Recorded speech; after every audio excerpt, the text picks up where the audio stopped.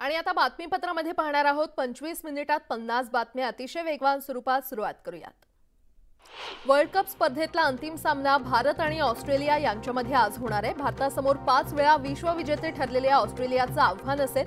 फायनलसाठी भारतीय संघाचा जोरदार सराव सुरू आहे, तर दुसरीकडे नरेंद्र मोदी स्टेडियमवर होत असलेल्या अंतिम सामन्यासाठी जय्यत तयारी करण्यात आली आहे। भारत विरुद्ध ऑस्ट्रेलिया अंतिम सामन्यापूर्वी अहमदाबादेत रोहित शर्मा आणि पॅट कमिन्सनं वर्ल्ड कप ट्रॉफी सोबत खास फोटोशूट केलं। रानी की वाव इथे हे विशेष फोटोशूट करण्यात आले। वर्ल्ड कप फायनल पूर्वी दोन्ही संघांनी खेळपट्टीची पाहणी केली। खेळपट्टी फलंदाजीला पोषक आहे की गोलंदाजीला साथ देणारी आहे याची पाहणी दोन्ही संघाच्या खेळाडूंनी केली। ऑस्ट्रेलियन कर्णधार कमिन्सनंही क्युरेटकडून खेळपट्टीची माहिती घेतली। विश्वचषकाच्या अंतिम सामन्यात कोल्हापूरकरांच्या लेझर शोनं आणखी दिमागदार होणार आहे। सामन्याच्या दुसऱ्या टप्प्यात या शोचं आयोजन करण्यात आलंय। डीम शो आणि ग्राफिक्स शो सादर इथे केला जाणार आहे। विश्वचषकाची उत्सुकता शिगेला पोहोचली असताना या लेझर शोची तयारी नरेंद्र मोदी मैदानावर कोल्हापूरचे अमित पाटील आणि रामकृष्ण वाघराळे करतायत। वाराणसीमध्ये दशाश्वमेध घाटावर वर्ल्ड कप निमित्त खास दीपोत्सव साजरा करण्यात आला। यावेळी उपस्थितांनी भारतीय संघाच्या विजयासाठी पूजा केली। पश्चिम बंगालमध्ये वॅक्स आर्टिस्ट तुहिन मुखर्जी यांनी विश्वचषकाच्या अंतिम सामन्यानिमित्त मेणापासून वर्ल्ड कप ट्रॉफी साकारली आहे। या ट्रॉफीवर भारताचा राष्ट्रध्वज साकारत टीम इंडियाला अनोख्या पद्धतीने शुभेच्छा दिल्या। ओडिशातील सँड आर्टिस्ट सुदर्शन पटनायक यांनी वर्ल्ड कप निमित्त विशेष कलाकृती साकारली आहे। वाळूवर वर्ल्ड कप ट्रॉफीसह दोन्ही देशांचे ध्वज आणि अहमदाबाद येथील नरेंद्र मोदी स्टेडियमवर वाळू शिल्प साकारलेलं आहे। वर्ल्ड कप फायनलचा फीवर देशभर पाहायला मिळतोय। मुंबईत गोरेगावमधील नागरिक निवारा परिषद इथे क्रिकेट प्रेमींनी वर्ल्ड कप ट्रॉफीचा भव्य कंदील तयार केलाय। वर्ल्ड कप तो हमारा है असं म्हणत टीम इंडियाला शुभेच्छा देण्यात आल्या। विश्वचषकात भारत विरुद्ध ऑस्ट्रेलिया अंतिम सामना होतोय आणि या पार्श्वभूमीवर मनसे कार्यकर्त्यांनी सिद्धिविनायक मंदिरात जाऊन विशेष पूजा केली आहे। विश्वचषकात भारतीय संघानं अंतिम सामन्यामध्ये धडक दिलेली आहे। भारतीय संघाच्या विजयाचा शिल्पकार असलेल्या मोहम्मद शमीवर क्रिकेट चाहत्यांचं लक्ष असेल। दरम्यान अंतिम सामन्यापूर्वी मोहम्मद शमीच्या आईनं भारतानं विश्वचषक जिंकावा यासाठी नमाज अदा केली आहे। एवढंच नाही तर शमीचं मूळगाव अमरोहातील ग्रामस्थांनी एकत्र येत भारतीय संघासाठी सामूहिक नमाज पठण केलं। भारतानं वर्ल्ड कप जिंकावा यासाठी देशभरात क्रिकेट प्रेमींकडून प्रार्थना करण्यात येते। नागपूरमध्ये देखील हनुमान मंदिरात पूजा करून महाआरती करण्यात आली। 12 वर्षांनंतर वर्ल्ड कप भारतानं जिंकावा असं साकडं हनुमानाला घालण्यात आलं। वर्ल्ड कप फायनलसाठी क्रिकेट प्रेमींमध्ये सकाळपासूनच उत्साह पाहायला मिळतोय। अहमदाबादच्या मोदी स्टेडियम बाहेर सकाळपासूनच क्रिकेट प्रेमींची गर्दी झाली आहे। भारत हा वर्ल्ड कप जिंकणारच असा पाठीराख्यांचा विश्वास आहे। उत्तर प्रदेशातील अमरोहा इथे भारताचा कर्णधार रोहित शर्माचं 8 फूट उंचीचं पोस्टर लावण्यात आलेलं आहे आणि हा सामना भारत जिंकणारच असा विश्वास क्रीडाप्रेमींनी व्यक्त केलाय। वर्ल्ड कप फायनल पाहण्यासाठी चित्रपट कलाकारांमध्ये देखील उत्साह पाहायला मिळतोय। अभिनेत्री उर्वशी रावतेला सुद्धा अहमदाबादमध्ये पोहोचले आहे। भारत हा वर्ल्ड कप नक्की जिंकेल असा विश्वास तिनं व्यक्त केलाय।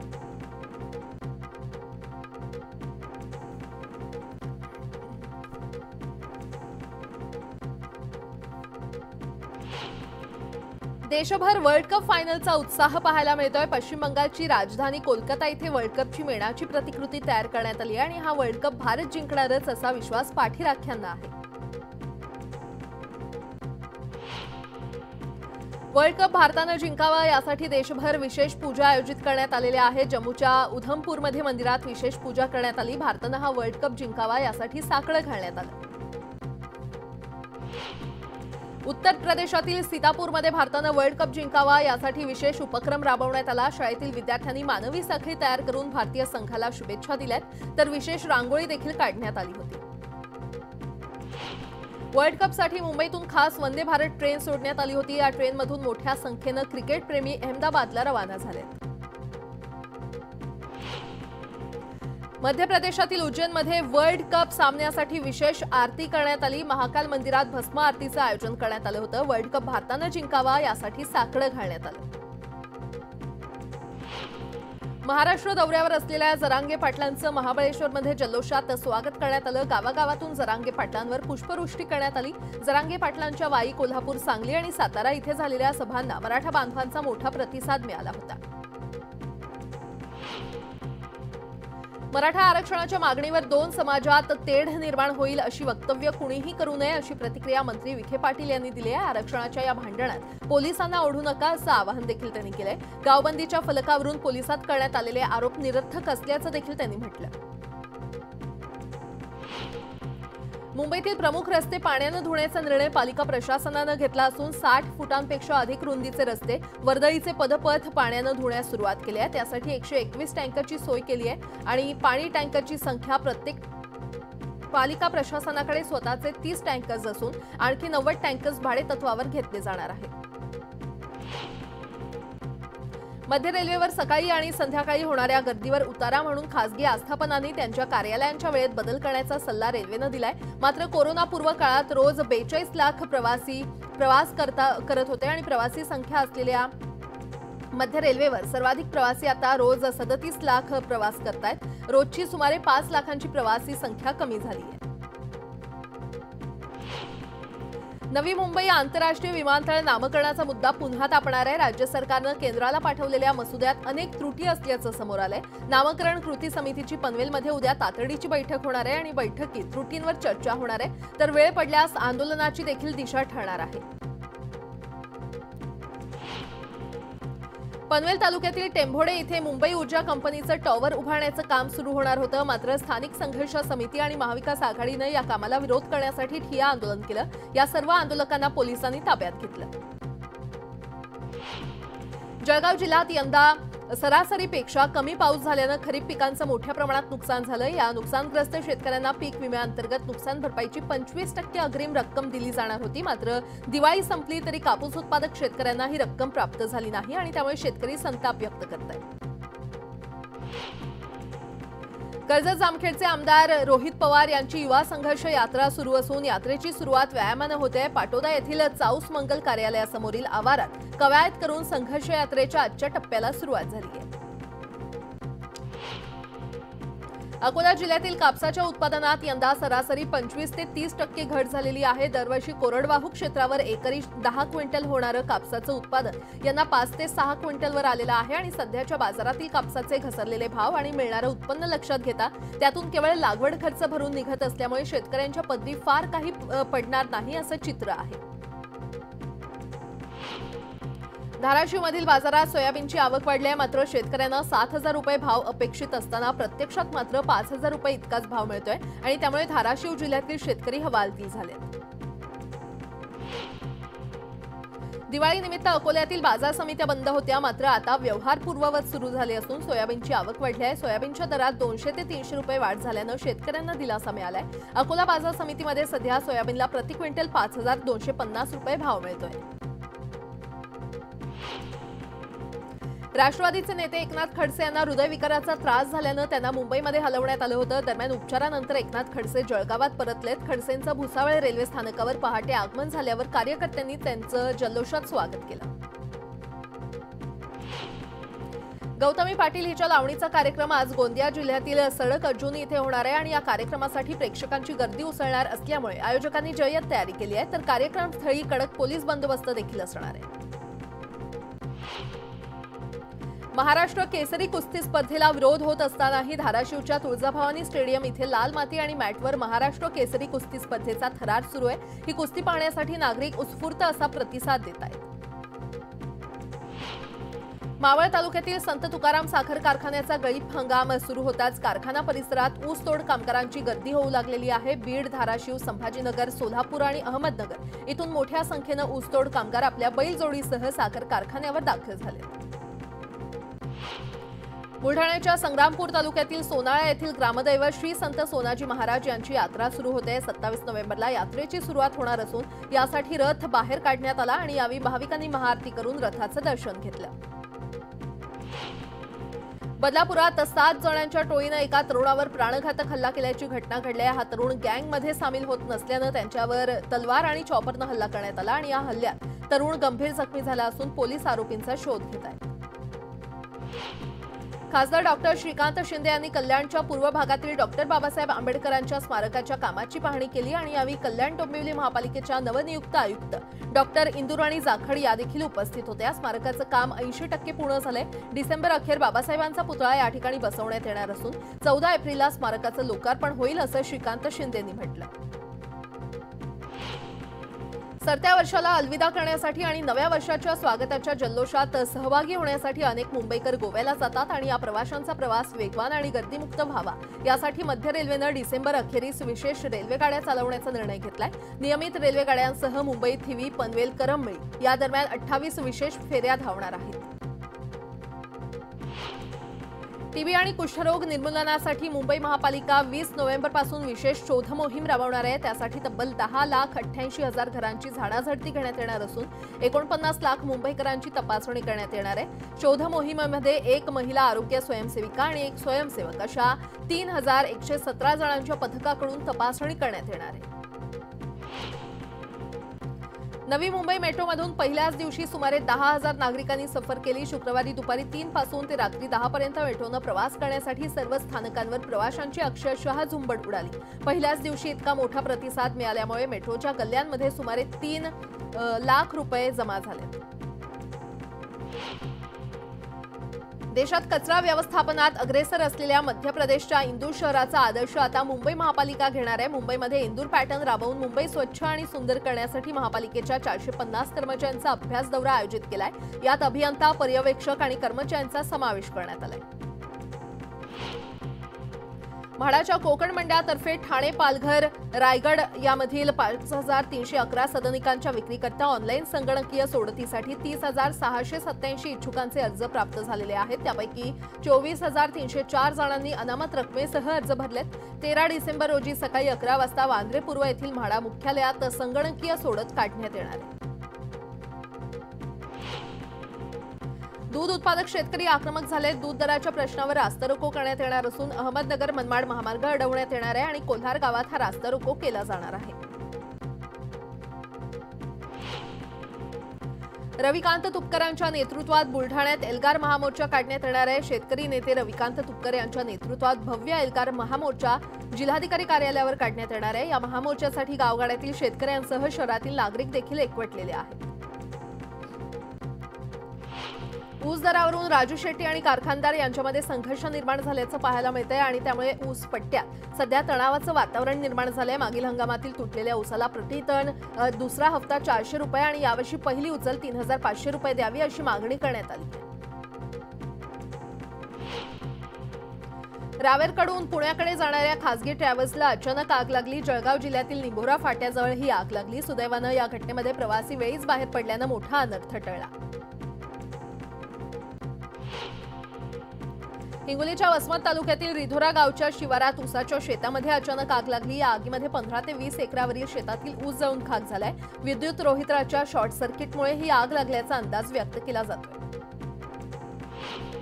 जुन्या पुणे मुंबई महामार्गावरील वाहतूक कोंडी फोडण्यासाठी थेट खासदार अमोल कोल्हे सरसावले होते। सोमाटणे फाटा इथे ही वाहतूक कोंडी झाली होती तेव्हा कोल्हे हे मुंबईवरून पिंपरी चिंचवडच्या दिशेने येत होते आणि ते स्वतः या कोंडीमध्ये 25 मिनिटं फसले होते।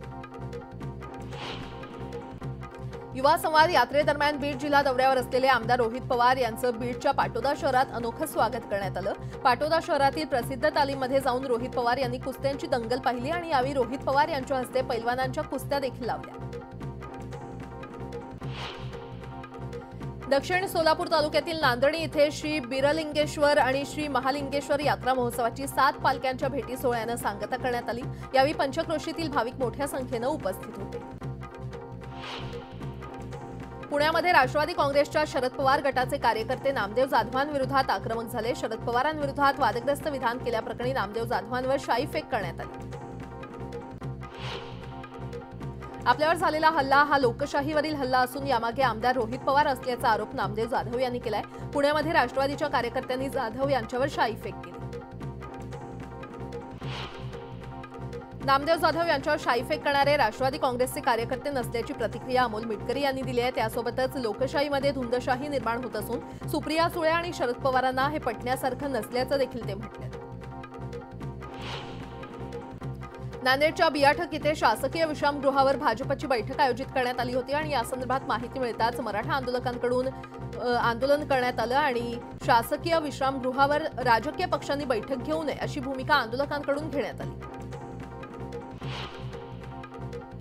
राज ठाकरेंनी जरी एका कार्यक्रमात उल्लेख केला असेल तरी अमराठी असल्यामुळे आपल्याला मुख्यमंत्री पदापासून डावलण्यात आलं नसल्याचं सुरेश जैन म्हटलेत। सरकार बनवण्यासाठी 6 ते 7 लोक कमी पडत होते, ते मी आणले, मात्र तोपर्यंत सर्व ठरलं होतं असं ते म्हटले।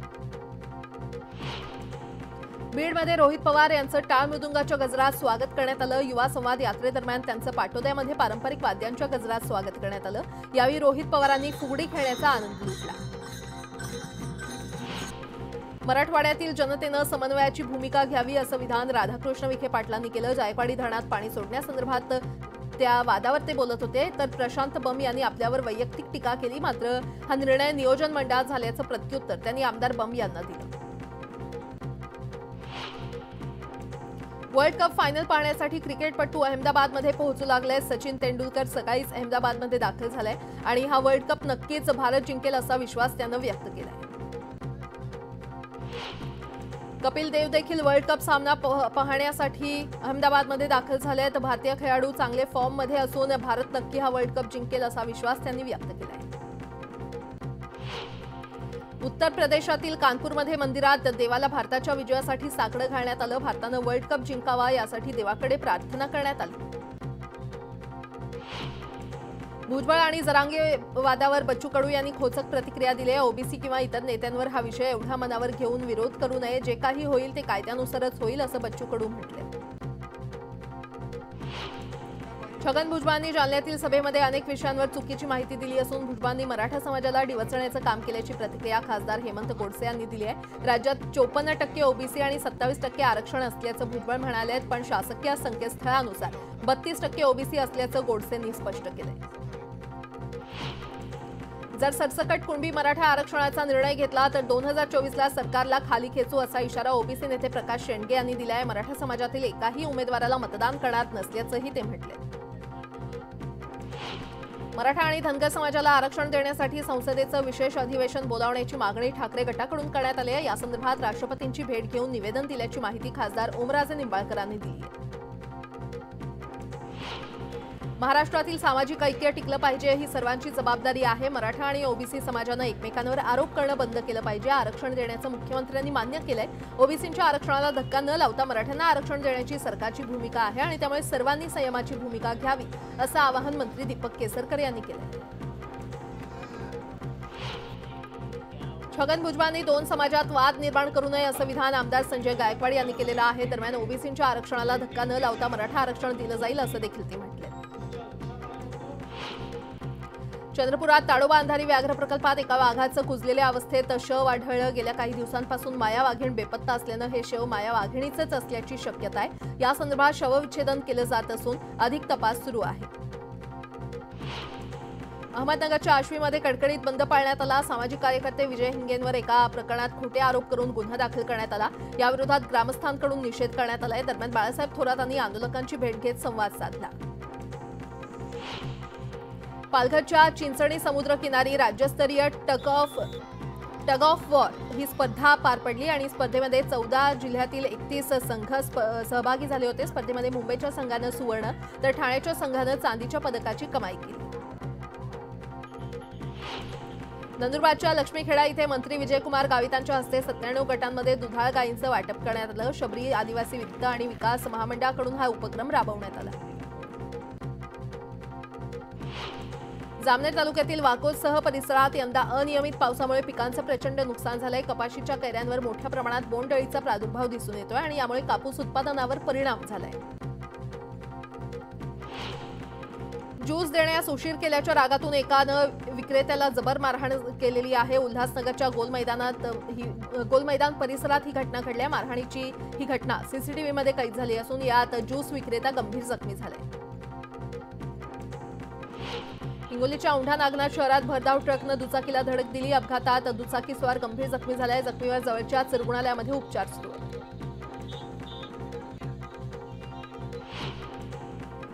या बातम्यांसह या बुलेटिनमध्ये वेळ झाले इथेच थांबणे।